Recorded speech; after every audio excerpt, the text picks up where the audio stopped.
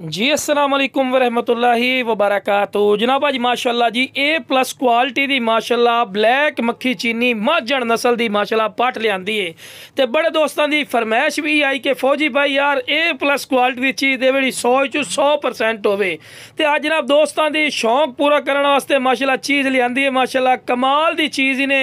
और वेखो जी पहले सूए दे विच ने और फ्रैश दो दंद होंदी पई ने माशाअल्लाह। कन्ना दे लापर चेक करो, वेखो जी मेरिया गल्लां ते ना रवे, तुसीं खुद ही चीज़ चेक करते पे ने। कन्ना दे लापर जबरदस्त झालर वेखो माशाअल्लाह जिवें वच्छां दी चंगी नाप झालर तोता फेस ने। और माशाअल्लाह हवाने चड्डे दे फ्रंट ते वेखदे पे ने भी झालर इसू पई है माशाअल्लाह माझण नस्ल दी निशानी होंदी है ते वेल ही जबरदस्त और दुम बिल्कुल तीर वाली कार सीधी ते थल्ले बिरा फीमेल पाठे माशाअल्लाह इसे दी पाठे और कमाल दा सैट ही ने माशाअल्लाह। वेखो जी बंदे नूं नाल खड़ा करने दा मकसद ये हुंदा है कि तुहानूं हाइट कद दा भी बिरा पता लगे।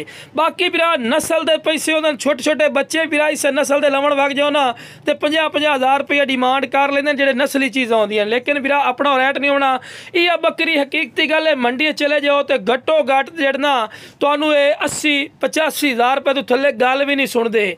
क्यों? क्योंकि खूबसूरती और हुसन का पैसा होंदा है, फेस ब्यूटी जबरदस्त, झालर जबरदस्त, कोई ऐसा पॉइंट है जिहड़ा घट होवे और फ्रैश दो दंद होंदी पई है ते ए माशाअल्लाह थल्ले मादी सू ते मादी चेक करो कितनी माशाअल्लाह प्यारी मादी है माशाअल्लाह।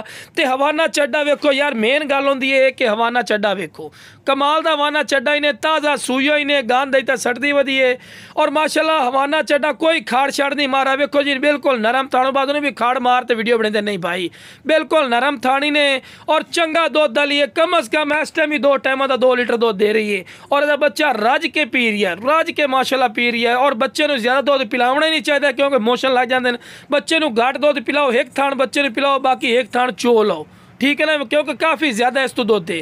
तो और तुसी खुद ही वेख सकते हैं भी हफ्ते का माशाअल्लाह हफ्ते का ही बच्चा नहीं है पिया तो वेखो कितना एक्टिव है पिया और सेहतमंद ही ने, खूबसूरत ही ने। ये बच्चे ही अल्लाह खैर की जिस रेट तो तुम्हें बकरी मिलनी है ना, इस बच्चे ही पैसे पूरे कर जाने। तो बिरा बच्चा थल्ले जाके माशाअल्लाह अपनी मां दुध पी रही है, बंदा साइड ते हो गया अपने बच्चे को चट रही है। डिटेल नाल वीडियो बना रहे हैं कि तुहानूं अच्छी तरह इन्फॉर्मेशन और डिटेल होवे।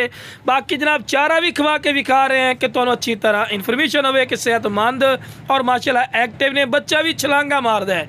वेखो जी डिमांड की गल की जाए तो आख्या 75, 80, 90 कर सकते हैं, लेकिन बिरा फायदा नहीं। जेड़ा शौकीन दोस्त इंशाअल्लाह कॉल करसी ਉਹਦੇ काल की इज्जत कर सकें, रिस्पैक्ट कर सकें और मुनासिब रेट पर मिल जासी। बाकी जनाब लोकेशन लुडन शहर जिला विहड़ी ने, लुडन मेन अड्डे ते UBL बैंक और PSO पंप के सामने तुसी आके भी लै सकते हैं। तो कार्गो की सहूलत की गल की जाए तो माशाअल्लाह आल पाकिस्तान मौजूद है। बाकी जनाब खरीदा हुआ माल तब्दील या वापसी ना होगा। ओके जनाब, अस्सलाम वालेकुम वरहमतुल्लाहि।